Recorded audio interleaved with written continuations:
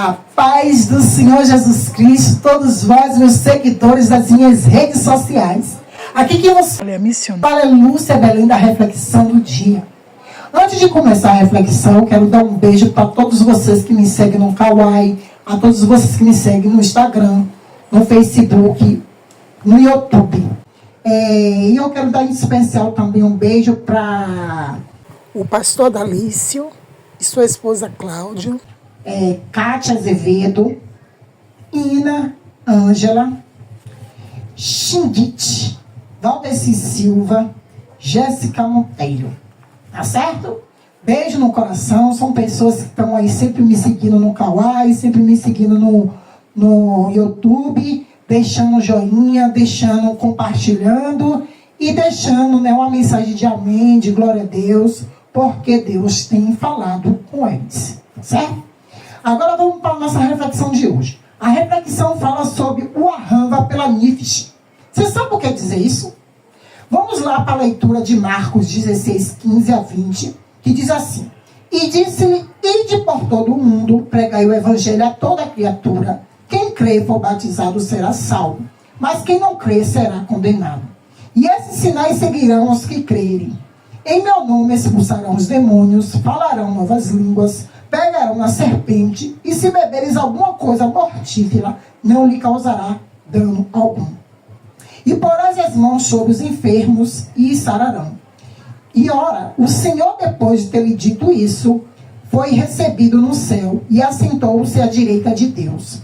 E ele, tendo partido, pregaram por todas as partes, cooperando com ele o Senhor, confirmando a palavra com os sinais que havia lhe dito. Então aqui a gente está vendo que o arranva pelas níveis quer dizer o amor pelas almas. Pois é, Deus ama a mim e a você. Deus formou o homem pecou, mas ele não deixou de amar ao homem. Tanto que veio e morreu, ressuscitou, mas deixou a missão para os seus seguidores, de ir pregar o evangelho. Mas antes de entrar no texto, eu gostaria de falar sobre uma situação que diz assim: e se beberes alguma coisa mortífera, não lhe causará dano algum. Isso quer dizer que eu, por ser cristão, vou beber um veneno? Eu vou beber porque eu não vou morrer? Não. Porque a Bíblia diz que não tentarás o Senhor teu Deus, e os suicidas não herdarão o reino dos céus. Ele está falando assim: porque nós pregamos o evangelho, levamos uma mensagem, louvamos, saímos para fazer a obra do Senhor. E se no meio do caminho alguém tentar contra nossas vidas, ele vai nos guardar. Ele vai nos proteger. Porque a gente, pela inocência, a gente pode confiar na pessoa e beber algo sem saber. Mas por a gente estar ali cumprindo o mandado dele de ide por todo mundo pregar o evangelho, a gente vai ser livrado daquele mal que as pessoas talvez estivessem desejando fazer com a nossa vida, ou com a vida daquele discípulo daquela época. Tá certo? Agora vamos para o texto. O arranva pelas níveis, o amor pelas almas. Jesus manda os seus discípulos evangelizar, mas primeiro você tem que saber o que é evangelho. O que é o evangelho? O evangelho são boas novas, boas notícias. Então, Jesus manda a gente levar boas novas, boas notícias para as pessoas, que é a palavra do Senhor. Que é levar aquilo que ele já fez na vida de uma pessoa e fazer na vida de outra pessoa que esteja passando por um problema que talvez ele ache que não tenha solução. E Jesus já mostrou que ele cura, que ele liberta, que ele transforma. Certo? A gente temos que dar a continuidade. E o que é evangelho? O que o evangelho causa na vida das pessoas? O evangelho causa na vida das pessoas o arrependimento. Porque o Espírito Santo de Deus convence o homem do pecado e da justiça. Então o Espírito Santo de Deus que nos convence. Mas para ele nos convencer, a gente precisa ouvir o evangelho. Ouvir que um dia alguém veio aqui e morreu por você, morreu por mim, para nos perdoar e nos dar uma nova vida.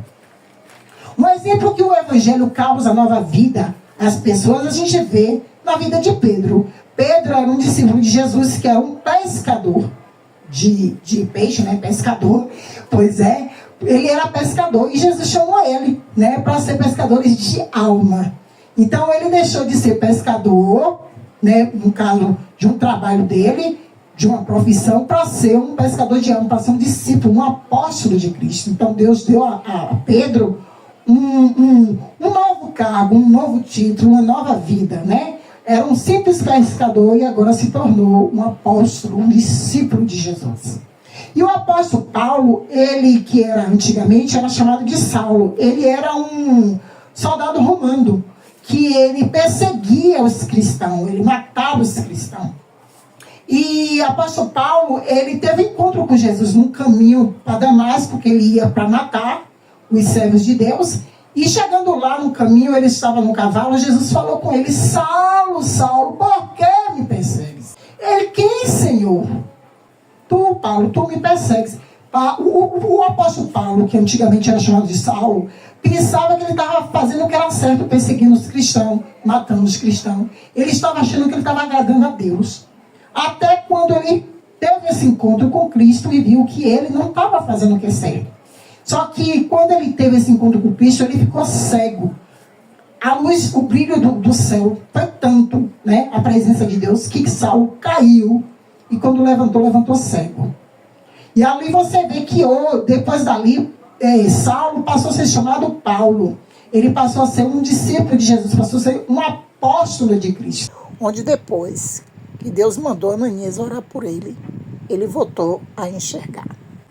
E agora, em vez de ele perseguir, ele agora era perseguido por outras pessoas que achavam que estava fazendo certo também. E ali ele levava a palavra de Cristo para as pessoas. Muita gente era curada, liberto, salvo, através da pregação do apóstolo Paulo.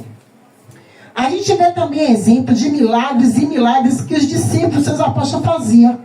Como a cura do paralítico da frente do templo, do jovem que estava ouvindo a palavra do Senhor e caiu e morreu e eles ressuscitaram, né? Então, hoje, Jesus faz a mesma coisa, porque antigamente eu vivia no pecado. Eu vivia uma vida de solidão, onde eu queria buscar a felicidade na bebida, nos bares, em relacionamento.